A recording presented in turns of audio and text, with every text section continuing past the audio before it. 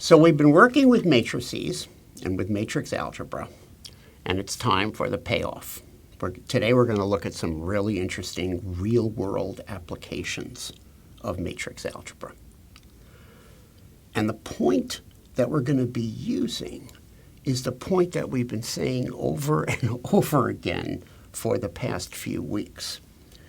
If you have a matrix M in some eigenbasis, and that matrix in that basis is diagonal by definition, and then you ask what is the long-term behavior of that matrix, well, m to the 100 is equal to lambda 1 to the 100, 0, 0, lambda 2 to the 100. And therefore, if there's any difference between lambda 1 and lambda 2, for example, if we rank them such that lambda 1 is bigger than lambda 2, then lambda 1 to the 100 is 10,000 times bigger than lambda 2 to the 100.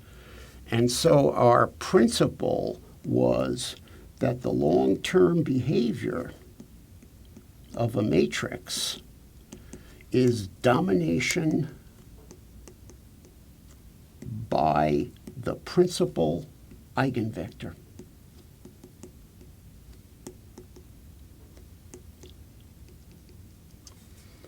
So we're now going to use that principle.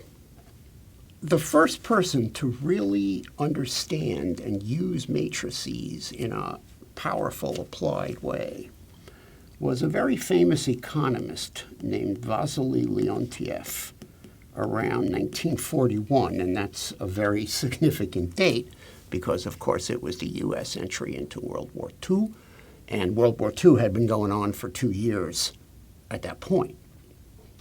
Leontief came up with the idea of an input-output matrix, and in particular, an input-output matrix of the U.S. economy. So what does that mean? Well, we're going to represent the economy as sectors. And those sectors are going to be called S1, S2 through Sn. But what are they? Well, this could be steel, this could be autos, this could be water, another variable could be labor. So we list all of the sectors of the U.S. economy, and then his idea was we're going to make a matrix. And that matrix is going to be the matrix Aij, where Aij is the amount of stuff that sector J orders from sector I. So if S1 is steel and S2 is autos, then A21 is the entry, how much stuff does the auto industry order from the steel industry? And we'll agree to describe that as the amount of steel necessary to make one car. So we have this input-output matrix, and since the number of sectors is in the hundreds, what we are really talking about here is a 100 down to a 101, a 100, 100. This is a 100 by 100, 10,000 element matrix. Now, that's very nice. That's all data. How much is this sector order from this sector? But Leontief realized that simply that matrix only gives you a one-time snapshot of, for example, how much water does steel need, or how much steel do cars need. What you need to do is look at m squared. And what is m squared? Well, you know how to square a matrix. That's not my question. What does m squared represent? M squared represents how much stuff is ordered from the sectors that order how much stuff from the first sector. So you're now, by iterating that matrix, you are following the supply chain down. And then m cubed is going to be how much stuff is ordered from the how much stuff is ordered from the how much stuff is ordered. And Leontief's idea was that we can iterate that matrix, and by iterating that matrix, we can see the long-term behavior of the system.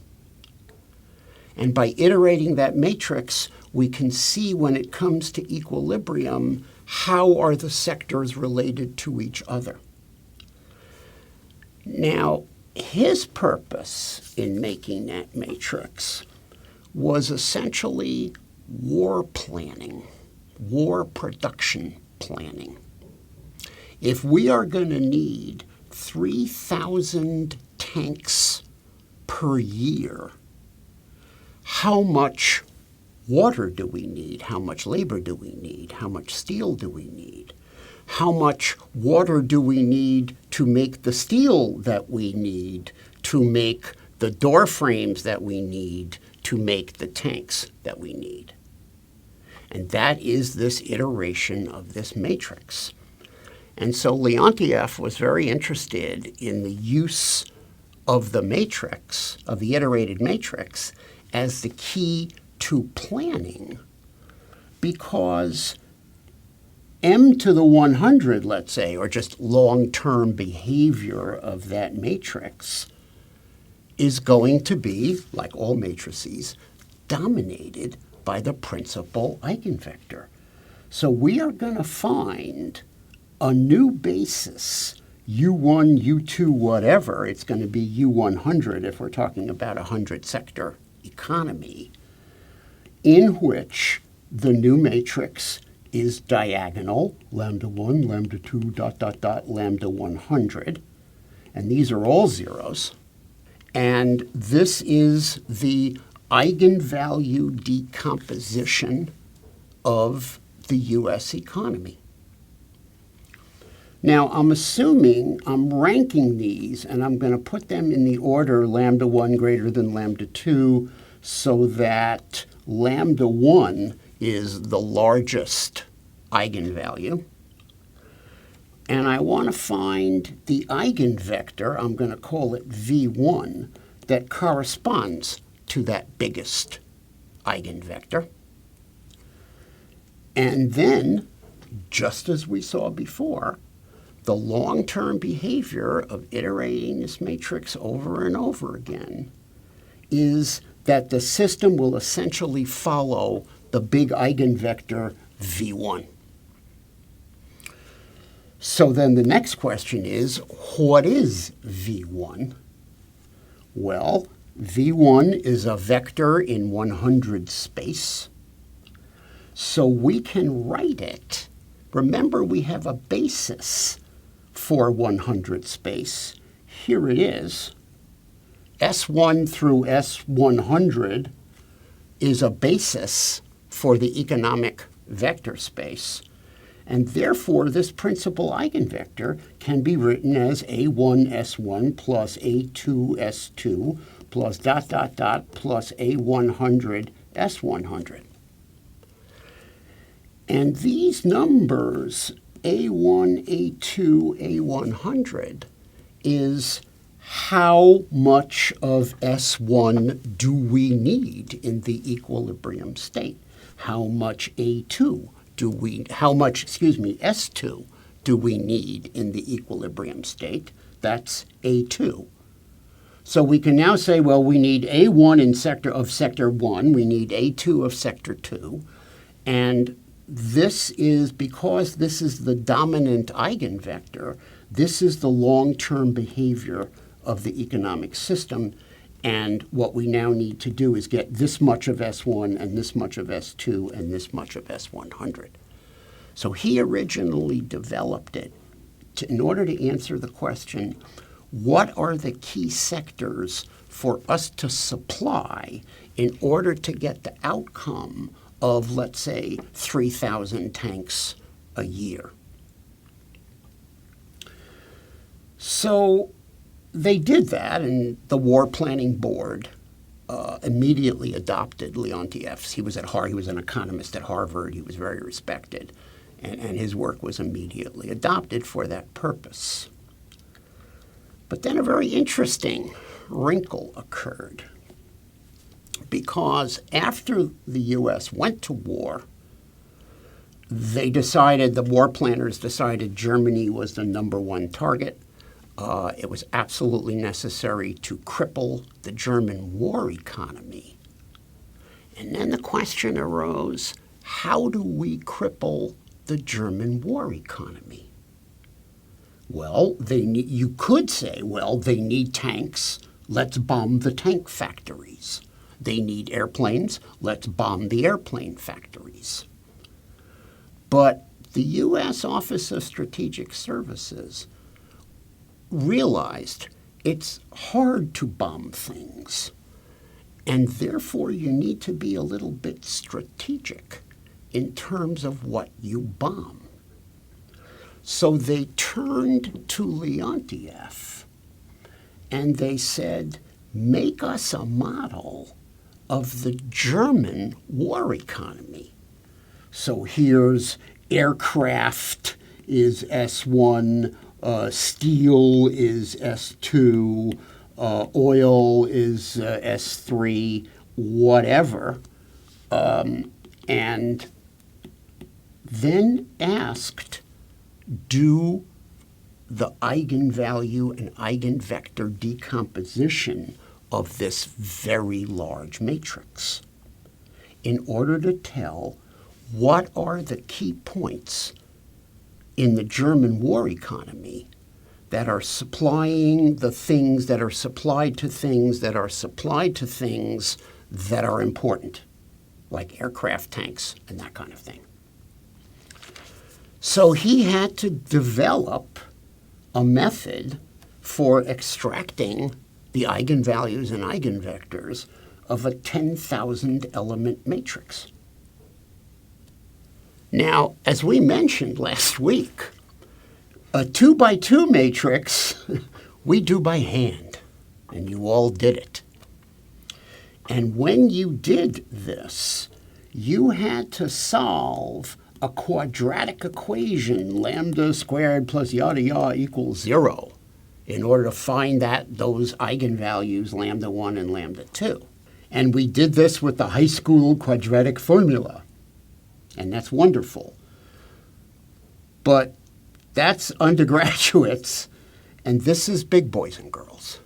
This is a 100 by 100 matrix, and therefore the 100 eigenvalues are solutions to an equation of the form lambda to the 100 plus yada yada yada lambda to the 99 plus blah blah blah, and don't even think about solving that by hand, because that is absolutely out of the question.